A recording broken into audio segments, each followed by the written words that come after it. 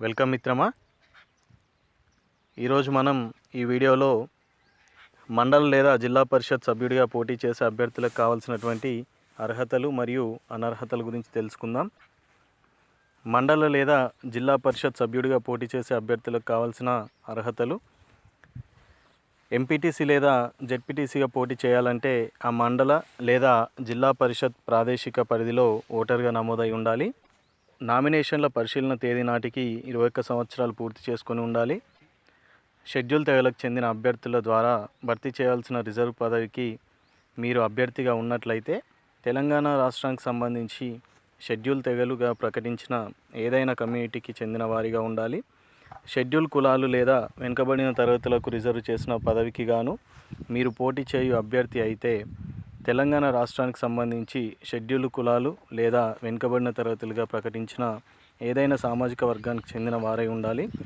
మహిళల కొరకు రిజర్వ్ చేసిన పదవికి పోటీ చేయడానికి మీరు మహిళ అయి ఉండాలి. అయితే అదే కేటగిరీలో జనరల్ సీటుకి కూడా మహిళా అభ్యర్థి పోటీ చేయవచ్చు. తదుపరి రిజర్వ్డ్ కేటగిరీ ఎస్సీ, ఎస్టీ, బీసీకి చెందిన అభ్యర్థి రిజర్వ్డ్ కాని పదవికి కూడా పోటీ చేయవచ్చు.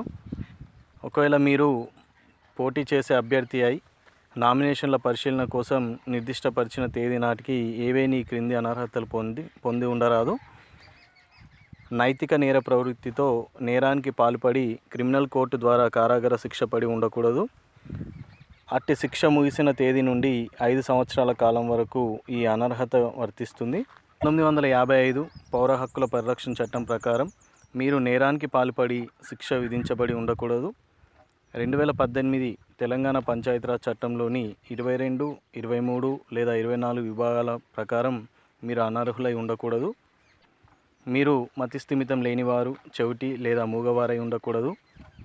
దివాలా తీసిన లేదా దివాలాతనం నుంచి బయటకు రాలేని వ్యక్తిగా నిర్ణయం చేయబడిన వారై ఉండకూడదు లేదా అందుకు గాను దరఖాస్తు చేసుకోబడి ఉండరాదు.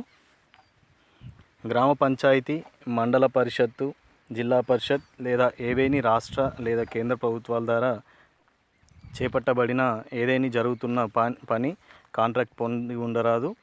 దానిలో ఆసక్తి కలిగి ఉండరాదు. పారితోషికం పొందుతూ గ్రామ పంచాయతీ తరపున లేదా దానికి వ్యతిరేకంగా లీగల్ ప్రాక్టీషనర్గా మీరు పనిచేస్తూ కానీ ఉండకూడదు. రాష్ట్ర ప్రభుత్వం 25% తగ్గకుండా మూలధన వాటా కలిగి ఉన్నట్టి కంపెనీ లేదా కార్పొరేషన్లో సహకార సొసైటీ కాకుండా మీరు మేనేజర్ లేదా కార్యదర్శి పని చేస్తూ ఉండరాదు. 1973 నేర శిక్షా స్మృతి ప్రకారం మీరు గౌరవ మెజిస్ట్రేట్గా ఆ గ్రామంలో ఏదేని ప్రాంతంపై అధికార పరిధి కలిగి ఉండరాదు. ప్రస్తుత లేదా గత ఆర్థిక సంవత్సరంలో గ్రామ పంచాయతీకి బకాయి పడి ఉండరాదు. అట్టి బకాయిలు చెల్లవలసినదిగా మీకు బిల్లు నోటీసుల ద్వారా తెలియజేయబడి విధించిన గడువు ముగిసినప్పటికీ మీరు ఆ బకాయిలు చెల్లించకుండా ఉండరాదు. మీరు గ్రామ సహాయకునిగా కానీ, విలేజ్ రెవెన్యూ అసిస్టెంట్గా కానీ, కేంద్ర రాష్ట్ర ప్రభుత్వాల అధికారిగా కానీ లేదా ఉద్యోగిగా కానీ లేదా స్థానిక సంస్థలో కానీ ప్రభుత్వం నుండి ఆర్థిక సహాయం పొందుతున్న ఏదైనా సంస్థలో కానీ ఉద్యోగిగా ఉండరాదు. కేంద్ర పార్లమెంట్ లేదా రాష్ట్ర అసెంబ్లీ ద్వారా చట్టబద్ధత పొందిన ఏదైనా సంస్థలో మీరు ఆఫీస్ బేరర్గా ఉండకూడదు. రాష్ట్ర శాసనసభ ఎన్నికల కోసం ఇప్పుడు అమల్లో ఉన్నటువంటి ఏదైనా చట్టం ప్రకారం మీరు అనర్హులుగా సభ ప్రకటించబడి ఉండరాదు. చట్టంలోని 21(3) విభాగం ప్రకారం 2 కంటే ఎక్కువ మంది పిల్లలు కలిగి ఉన్నట్లయితే మీరు మీ అభ్యర్థిత్వాన్ని కోల్పోవాల్సి ఉంటుంది.